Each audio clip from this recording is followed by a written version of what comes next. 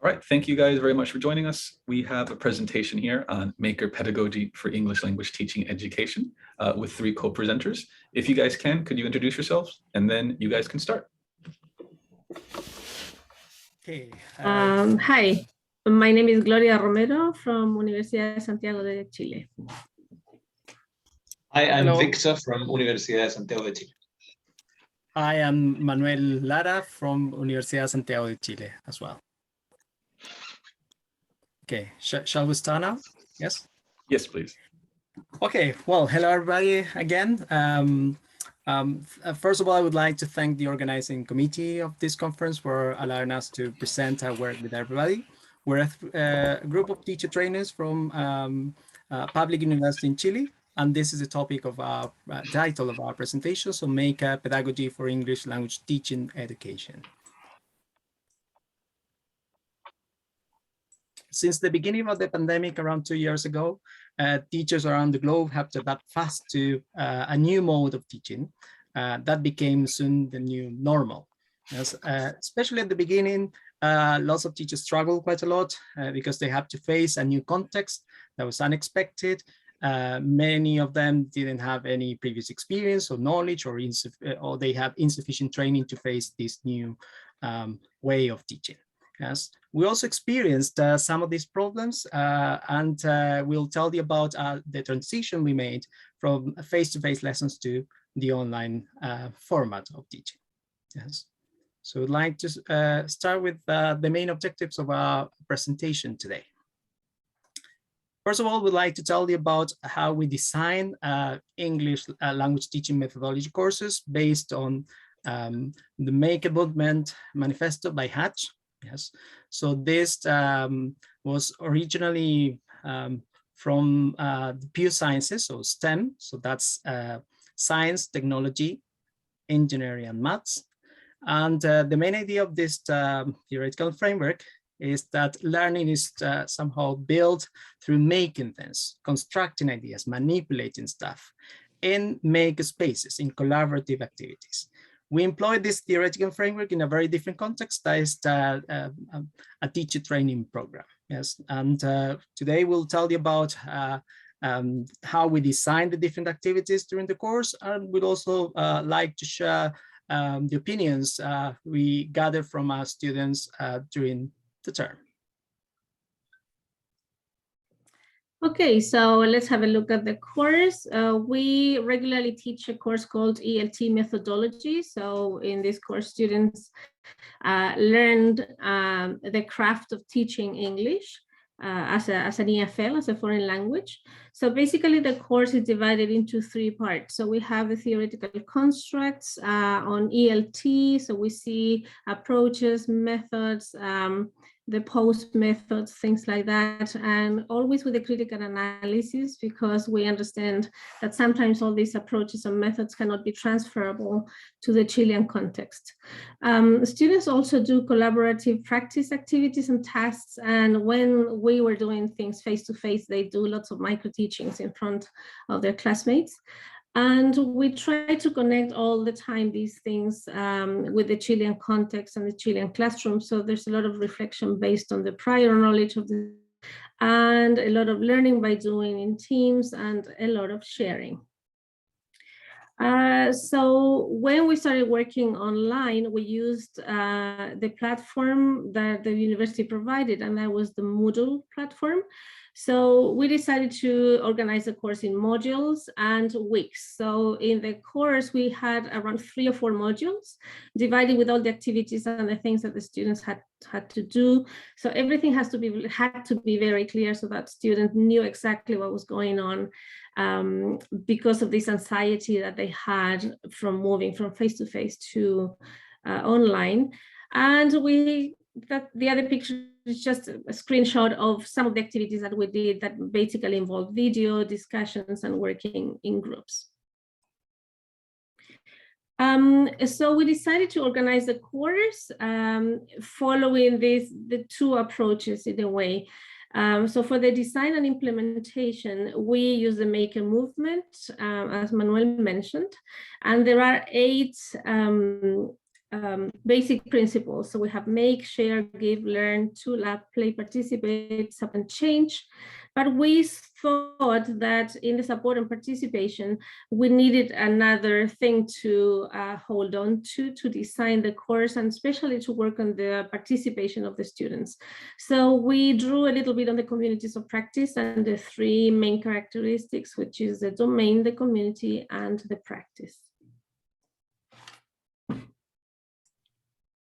Yes, as we mentioned, Talia, so we employ the Maker Movement Manifesto in order to plan the different activities, the interactions with the students during the online lessons. And this theoretical framework suggests including different actions that need to be taken into account. And here we have, as you can see, some verbs that include some of the activities and adaptations we have to make to the online format. For instance, make, so this involves making concrete teaching products, so as the students to prepare activities such as lesson designs, writing reflections, making visual materials such as videos or infographics, among other tasks. The second action has to do with sharing ideas, experiences. So we as teachers, we shared our opinions, and the students also share their learning experiences and also different outcomes in formats such as the use of emails, the Moodle, as Gloria mentioned earlier, or Google Drive files. Third action has to do with giving, in this case, feedback for all the different assignments. So students received feedback that was open and available to all of them. So there was also some activities that involved peer feedback. So not everything was given by the teachers. And another aspect that's important for this action is that we gave flexibility for making some adaptations during the term, such as giving extension or for deadlines in the case of assignment delivery. Another action has to do with learning, so which is multimodal, and learning occurs in through different sources of input, such as lectures, PowerPoint presentations, videos, individual tasks, the use of web pages, newspapers, readings, among other activities. So if we move on to the next slide, there's a few more actions that we have to take into consideration. Play. Well, of course, this is quite important because when students are really engaged with meaningful activities, they can learn better. So we incorporate this idea of playful discussions. We use humors in order to create a relaxed learning environment with the use of games and realia. We also, at the beginning of the online sessions, give so a few minutes for small talk. Yes. And feedback was also include some memes or cartoons, and the idea was to illustrate contents and ideas in a playful manner. Another action is the importance of participation, right? So students become more autonomous and participant of their own learning, and the value of teamwork is essential. So we reduce the number of activities that involve individual tasks. We increase collaborative work. Yes, during synchronous sessions and also synchronous activities that students have to prepare every week. Yes, and here we have a few examples of activities that involve teamwork, such as online chats, polls, the chat box, quick surveys, seminars, and the weekly activities that students have to prepare. And we have two more actions that are relevant that we have to incorporate for the plan and design of the different activities, which are support and change. In the case of support, as teachers, we were always available, and we are always available to give support to the learners, especially in this pandemic. Sometimes students need some additional help and support, and that help was provided in different formats during the online sessions, but also through emails and messages that we were always willing and ready to reply and help them. And this support is also given from the point of view of students. So student support during the lessons with the team work for the activities the students prepare every week. And in case of change, which is the final action that we also need to take into account, that involves making some personal changes and also some teaching changes and innovations, right? The personal change involved rethinking, redesigning, and thinking about a different mindset from the traditional face-to-face lessons to the making mindset. And so in terms of teaching change, we have to consider that making is done through content, yes, and not just studying the content, yes. With those maker assignments, students created some products such as mind maps, visual materials, presentations. They also provide peer feedback to the partners and peer assessment.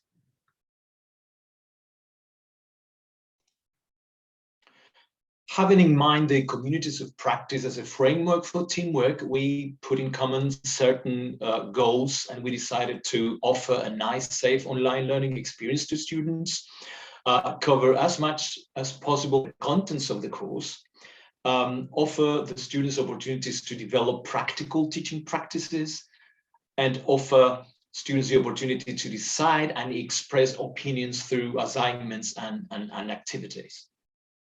Accordingly, we shared ideas through meetings, WhatsApp, surely through email, Google Docs, and the like. And we also shared teaching material, books, links, worksheets, rubrics. Likewise, we shared professional development opportunities such as workshops and seminars. We developed our work sharing ideas and knowledge, offering learning opportunities to all members, emphasizing the idea of community.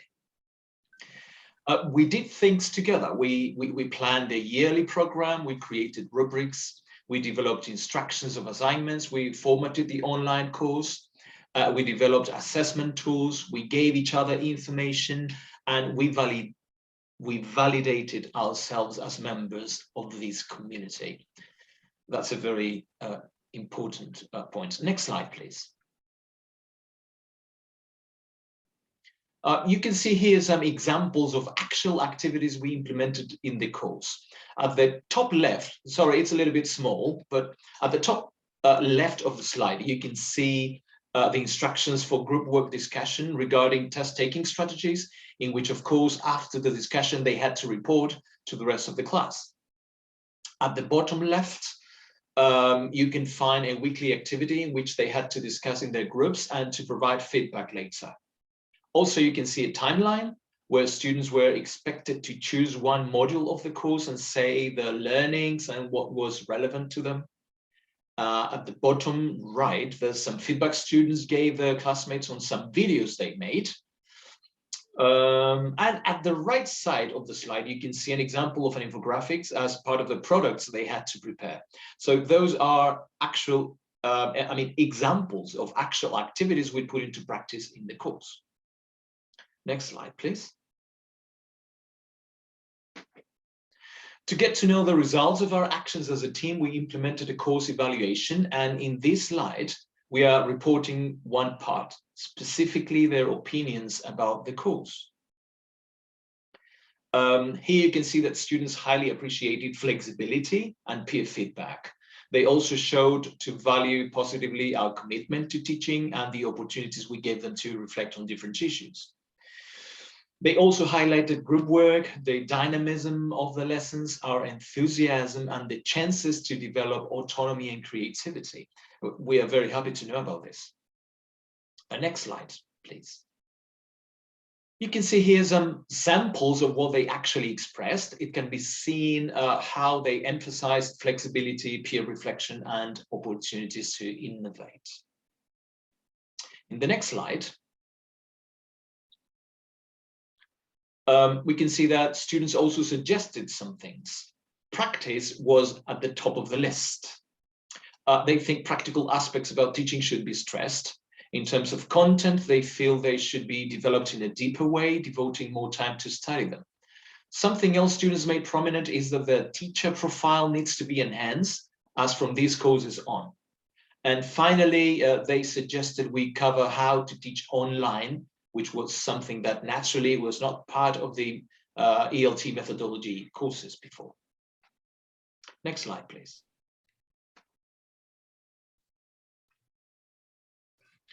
in these samples, it can be seen their critical position regarding the drawbacks encountered, particularly about the impracticality of some activities due to the distance online mode. All right, so to wrap up, I'm going to present some of the advantages of using the Maker movement. So for us, it was a useful model to transition from face-to-face to online teaching education. So at the beginning, we had all these ideas, but with this framework, we were able to kind of put them together and have a clear goal towards what we were doing with the students. Innovative, it was useful for us to innovate on our teaching practices. We could diversify teaching and learning by bringing more ideas and more activities. There was a lot of learning from the students too. So we learned a lot from them because they knew a lot about technology and how to use different apps.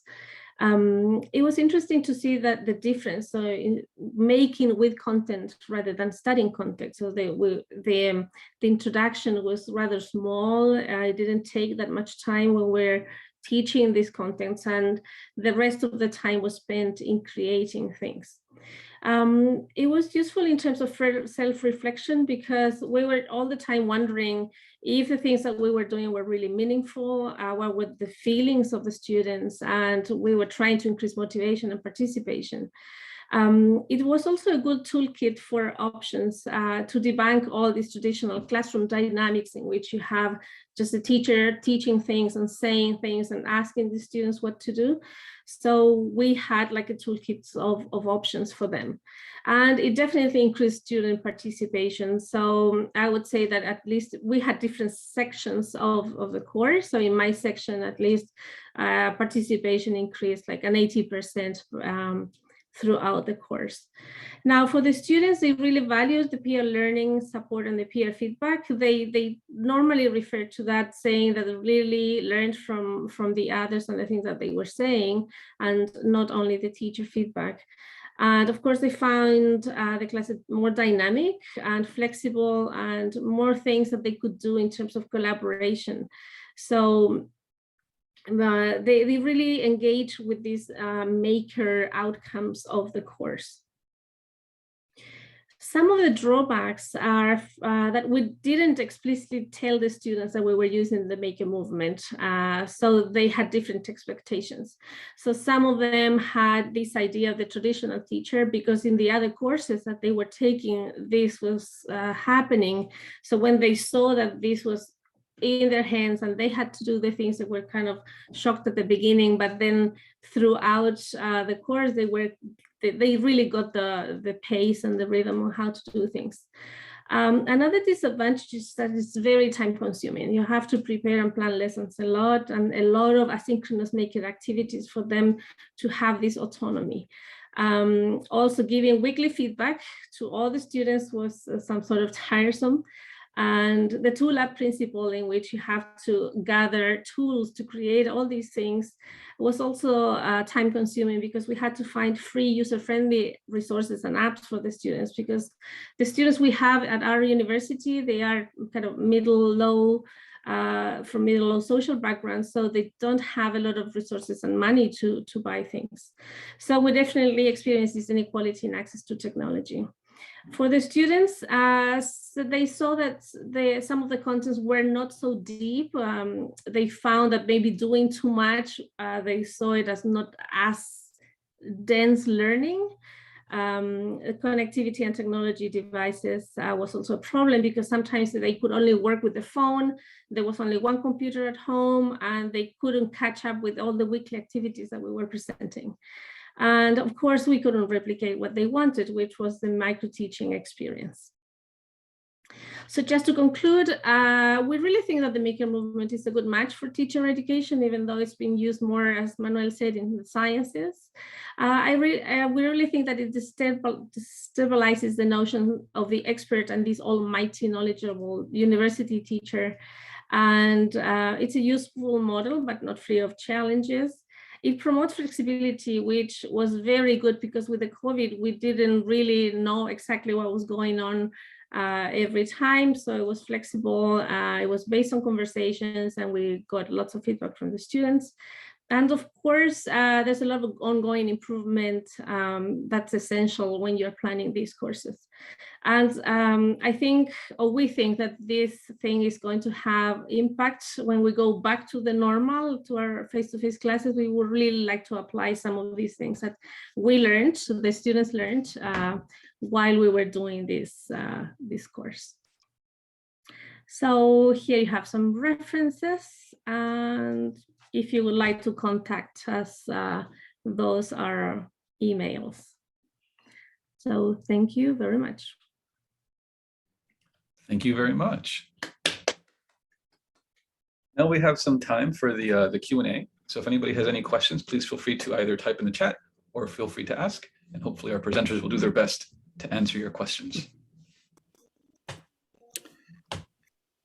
Sure. I had a question. Just looking at the you mentioned, Gloria, you talked about the depth of content, and I'm wondering, is there a connection between the depth of content, the ability you have to go deep into a particular topic or the content, is that connected with the students' expectations? When you said they were a little bit surprised at the beginning of the course, would there be a connection there? Yeah, I think so. Primarily because we use the content as self-access. So ideally, they had to go themselves, access the PowerPoints. The PowerPoints were recorded or with audio recording. And so there was a time for them to study those things. Then the other time was for them to work in groups and do things in the Google Doc sheet, and we had different activities. So then the third instance, we met together to talk about the learning. So there wasn't a lot of teaching from us, like saying slide 1, 2, this, a lot of explaining. It was a lot of autonomous work, group work, and then a meeting. We didn't even call it a class, a Zoom class. It was a Zoom meeting. So that's why I think that some of them were expecting this. Well, where are the pages? Where are the things that I have to download and all the documents? So it wasn't there. So definitely something related to what you're saying. Yeah, I could see them being shocked, having to do their own research. Yeah. Are these freshman students, by the way? They're in year, what year was it? 4th year. Oh, it's 4th year. Yeah, they have 5 years, and these were in the 4th year. I see. Thank you. Yeah, I had a question about the class. Oh, sorry. Oh, sorry. No, it's okay. So I'd just like to add something. I think that we have to consider that our culture as Chilean people, we are not really autonomous when it comes to learning. So I think that was the main shock for students, because they had to do lots of things by themselves without the teacher there. So. Right. I teach in Korea. I'm in Korea myself, and similarly, the students are kind of expected to be fed the information. Similar, yeah, I think. Thank you. I had a follow-up question actually about the demographics of the students. You may have mentioned it in the presentation, but I missed it. What was the class makeup like? How many did you have in a classroom? That sort of thing.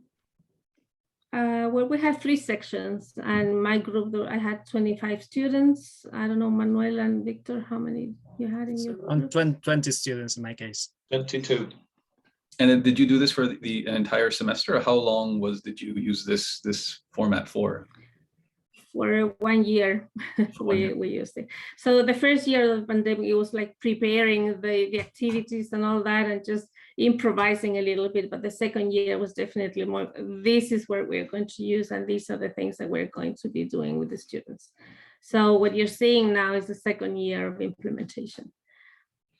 And now we have to go back to face and see how we're going to do things again. Here we had the opposite. I'm in Hong Kong, and so for us, we were online for 1 year. Then we went to we call it a hybrid mode, where the students can come face-to-face in class, or they can choose to just attend from their home and use Zoom to enter the classroom virtually. And so we did hybrid for 1 semester, and then now the semester started 2 weeks ago. Now we are back to online because we've had some recent outbreaks here in Hong Kong. So I'm in the complete opposite situation from you guys. But it feels fairly safe, at least for us, which is I guess the good thing. So how do you think that this same format would be valid or would be capable in a larger classroom? For example, you guys mentioned your classes maxed out around 25 students each, but do you think this would be viable given how much time it takes, especially with the feedback for a larger classroom? I don't know if those are common in your university.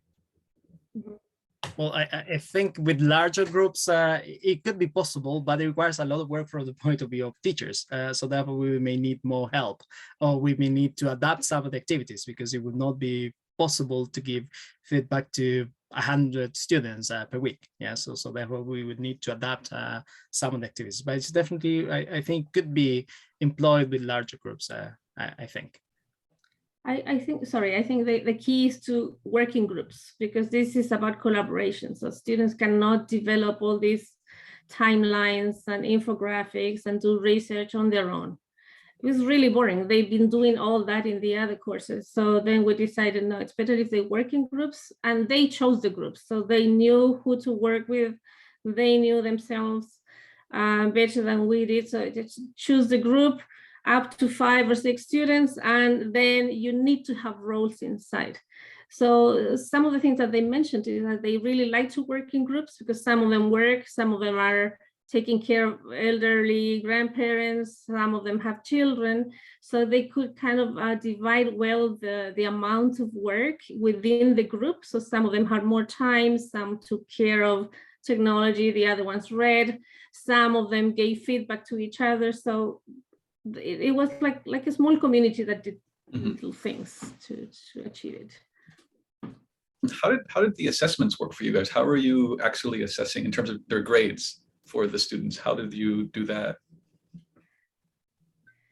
Well, there were some agreements at the university, especially we had a student strike, because at the beginning it was hard for all the teachers just to get to do this right. The students, okay, no, we're going to stop here. So you get yourself together, and then we came to some agreement with the students. So at the beginning we had like 4 assignments, and then it was reduced to 2. Okay. And in our case, it was just doing similar things. So creating things, making a video, short clips of things, and with a rubric and a lot of feedback, screenshots from the video, pasting that onto the rubrics, and then giving them very clear feedback. So Victor and Manuel, you can also now elaborate. Yes, well, we have to innovate in the kind of assessment that we had during the pandemic. And so one of the things we did is to avoid having the traditional tests, right, or exams. So alternative assessment became a lot more relevant, as Gloria said, and with some of the examples.